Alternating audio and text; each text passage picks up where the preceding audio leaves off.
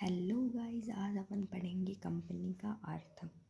तो आज हम पढ़ेंगे बीए एलएलबी थर्ड सेमेस्टर के अंदर कंपनी लॉ में यूनिट फर्स्ट का टॉपिक कंपनी का अर्थ, परिभाषा एवं उसकी विशेषताएं। तो चलिए हम देखते हैं कंपनी का कुछ परिचय। तो कंपनी को एक सामान्य शब्दों में हम कह सकते हैं कि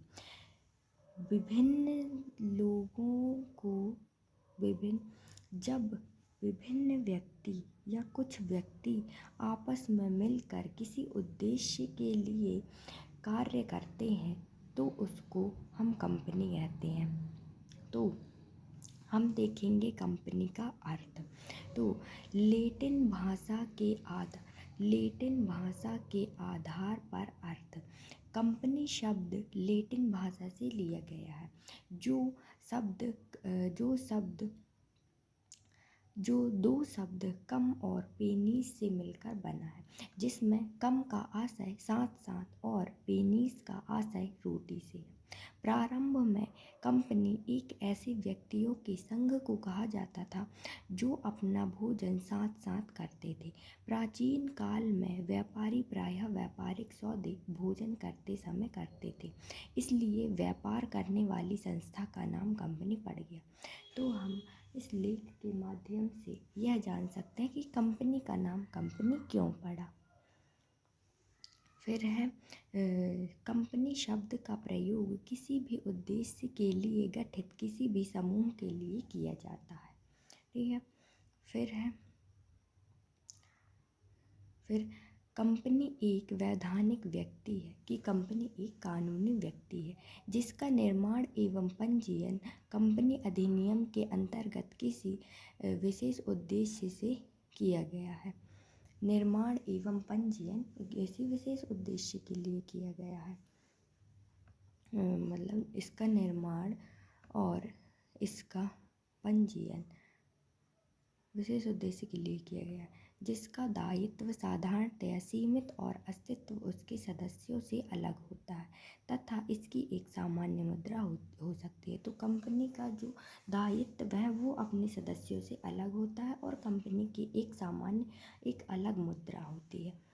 ये हो गया कंपनी का अर्थ। अब हम देखेंगे कंपनी की परिभाषाएं। तो विभिन्न न्यायाधीशों या विभिन्न न्यायविदों द्वारा कंपनी की परिभाषाएं दी गई है, जैसे कि न्यायाधीश जेम्स के अनुसार तो कंपनी का आशय सामान्य उद्देश्य से संगठित व्यक्तियों के संघ से है, कि जिनका सामान्य उद्देश्य होता है कोई कार्य करने या ना करने के लिए, तो ऐसे व्यक्तियों के संघ को हम कंपनी कहते हैं। ये कहते हैं न्यायाधीश जेम्स। फिर है प्रोफेसर हैनी के अनुसार कंपनी कानून द्वारा निर्मित एक कृत्रिम व्यक्ति है जिसकी अलग इकाई होती है, जिसमें शाश्वत उत्तराधिकारी और सामान्य मुहर होती है। कि कंपनी एक अलग व्यक्ति है जिसकी अलग इकाई होती है, जिसमें शाश्वत उत्तराधिकारी और सामान्य मुहर होती है। ये कहते हैं प्रोफेसर हैनी। फिर है कंपनी अधिनियम 2013 के अनुसार। तो कंपनी अधिनियम 2013 की धारा 2 की उपधारा 20 के अनुसार कंपनी का अर्थ ऐसी कंपनी से है जिसका निगमन इनकॉर्पोरेशन इस अधिनियम या किसी पूर्व कंपनी अधिनियम के अंतर्गत हुआ है। तो इसमें इनकॉर्पोरेशन का मतलब है एक व्यवसाय को कानूनी इकाई में बदलने की प्रक्रिया को हम इनकॉर्पोरेशन कहते हैं। कि एक सामान्य व्यवसाय है, उसको हम कानूनी इकाई में अगर बदलेंगे तो उस प्रक्रिया को हम कहते हैं इनकॉर्पोरेशन। और फिर ये हो गई परिभाषा। फिर आएंगी कंपनी की विशेषताएं या लक्षण। तो पहला है विधान द्वारा निर्मित कृत्रिम व्यक्ति। तो इस शब्द से पता चलता है कि कंपनी एक विधि द्वारा निर्मित कृत्रिम व्यक्ति है। तो कंपनी एक वास्तविक व्यक्ति नहीं है बल्कि कानून द्वारा बनाई गई एक कृत्रिम व्यक्ति है। इसका अपना एक अलग कानूनी अस्तित्व होता है जिससे यह अपने नाम पर संपत्ति खरीद सकती है और दूसरों पर मुकदमा दायर कर सकती है। तो कंपनी कानून द्वारा बनाया गया एक अलग व्यक्ति है, तो यह अपनी अपनी संपत्ति खरीद सकती है, अपने नाम पर संपत्ति खरीद सकती है और दूसरों को बेच भी सकती है और दूसरों पर मुकदमा भी कर सकती है। फिर दूसरा है पृथक वैधानिक अस्तित्व। तो कंपनी एक अलग, तो इसको पढ़ेंगे पहले कि कंपनी का अस्तित्व उसके सदस्यों से पूरी तरह अलग होता है। सदस्यों की मृत्यु, दिवालियापन या पागलपन से कंपनी के अस्तित्व पर कोई प्रभाव नहीं पड़ता है, कि जो कंपनी है वो अलग वैधानिक व्यक्ति है। अगर कंपनी के सदस्य की मृत्यु हो जाए या किसी सदस्य दिवालिया हो जाए या कोई पागल हो जाए, तो इस सारी परिस्थितियों में कंपनी पर कोई भी प्रभाव नहीं पड़ेगा, यह अपना अलग कानूनी अस्तित्व रखती है। क्योंकि फिर तीसरा है शाश्वत उत्तराधिकारी, कि कंपनी का जीवन काल स्थायी होता है। यह तब तक चलती रहती है जब तक कि इसे कानून द्वारा बंद नहीं किया जाता। सदस्य आते जाते रहते हैं लेकिन कंपनी चलती रहती है। तो जो कंपनी है उसमें शाश्वत उत्तराधिकारी होते हैं। इसका जीवन काल स्थायी होता है। यह तब तक चलती रहती है जब तक इसे कानून द्वारा बंद नहीं कर दिया जाता। इसमें सदस्य आते जाते रहते हैं लेकिन कंपनी पर कोई भी प्रभाव नहीं पड़ता है। फिर है यह निरंतर चलती रहती है। फिर फोर्थ है कि सीमित देयता।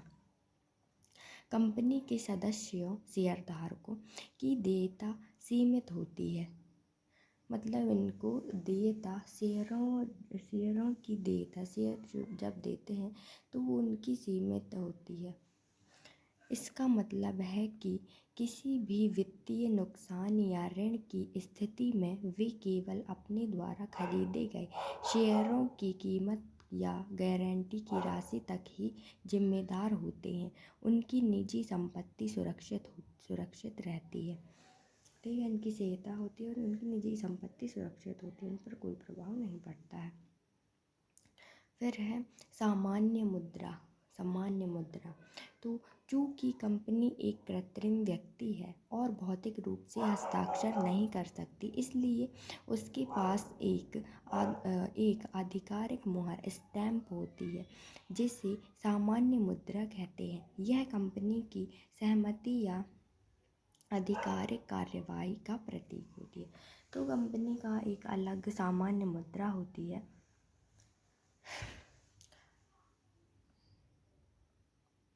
जिन्हें आधिकारिक कार्यवाही का प्रतीक माना जाता है। फिर है लाभ के लिए ऐच्छिक संघ। तो कंपनी का प्राथमिक उद्देश्य वस्तुओं और सेवाओं का उत्पादन और बिक्री करके लाभ कमाना। तो प्रत्येक व्यवसाय या प्रत्येक कंपनी का मुख्य उद्देश्य ही लाभ कमाना होता है। वह अपने प्रॉफिट के लिए ही कोई कंपनी बनाई जाती है, कोई कंपनी चलाई जाती है ताकि उनका प्रॉफिट हो सके। फिर है कानून। सेवंथ है कानून। सेवंथ है कार्यक्षेत्र की सीमाएं। तो कंपनी के उद्देश्य और शक्तियाँ उसके मेमोरेंडम ऑफ एसोसिएशन में स्पष्ट रूप से परिभाषित होता है। कंपनी अपने निर्धारित दायरे से बाहर जाकर कार्य नहीं कर सकती। तो जो कंपनी है उसके कार्य क्षेत्र की कुछ सीमाएं हैं। वह अपने जो उसका अधिकार क्षेत्र है उससे बाहर जाकर काम नहीं कर सकती। अगर वह उससे बाहर जाएगी तो वह कंपनी फिर वो कंपनी कोई कॉन्ट्रैक्ट जैसा कुछ करेगी तो वह वॉइड हो जाएगा, मेमोरेंडम ऑफ एसोसिएशन में मान्य नहीं होगा। मेमोरेंडम ऑफ एसोसिएशन एक अलग कंपनी का एक डॉक्यूमेंट है जिसको हम अगली वीडियो में स्पष्ट करेंगे। मेमोरेंडम ऑफ एसोसिएशन की एक अलग से वीडियो बननी जाएगी। फिर है 8th है प्रबंधन। कंपनी का प्रबंधन आमतौर पर निदेशक मंडल द्वारा किया जाता है जिन्हें शेयरधारकों द्वारा चुना जाता है। तो कंपनी का जो प्रबंधन है तो वो निर्देशक मंडल द्वारा किया जाता है, शेयरधारकों द्वारा चुना जाता है। निदेशक मंडल शेयरधारकों द्वारा ही चुना जाता है।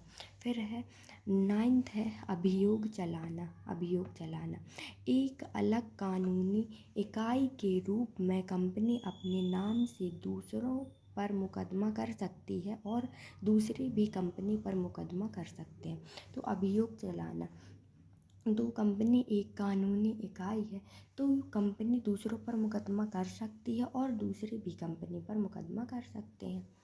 फिर है 10th है कि नागरिक नहीं। कंपनी एक कानूनी व्यक्ति है लेकिन भारत के संविधान के तहत एक नागरिक नहीं मानी जाती, इसलिए इसे नागरिकों को मिलने वाले मौलिक अधिकार प्राप्त नहीं होती। तो कंपनी एक कानून द्वारा निर्मित एक व्यक्ति तो है लेकिन इसे वास्तविक रूप में व्यक्ति नहीं माना जाता, इसमें इसे संविधान द्वारा व्यक्ति नहीं माना जाता। इसलिए जो जो मूल नागरिकों को जो मौलिक अधिकार दिए जाते हैं वो कंपनी को नहीं मिलते, क्योंकि संविधान द्वारा इसे नागरिक नहीं माना जाता। बाकी कानूनी रूप में यह नागरिक है लेकिन इसे संविधान द्वारा नागरिक नहीं माना जाता। फिर है 11th है कंपनी का अंत। कंपनी का जन्म कानून द्वारा होता है और इसका अंत भी कानूनी प्रक्रिया द्वारा ही होता है। तो कंपनी का निर्माण भी हम कानून के आधार पर करते हैं और इसका अंत भी कानून के आधार पर ही किया जा सकता है। तो ये हो गई कंपनी की विशेषताएं। अब हम पूरे वीडियो का हम पूरी कंपनी की अर्थ परिभाषा और विशेषता का सार देखेंगे, हम निष्कर्ष देखेंगे।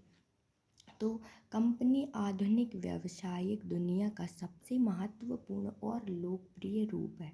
यह बड़े पैमाने पर व्यवसाय करने, पूंजी जुटाने और जोखिम को सीमित करने की सुविधा प्रदान करती है। अपनी पृथक कानूनी पहचान और शाश्वत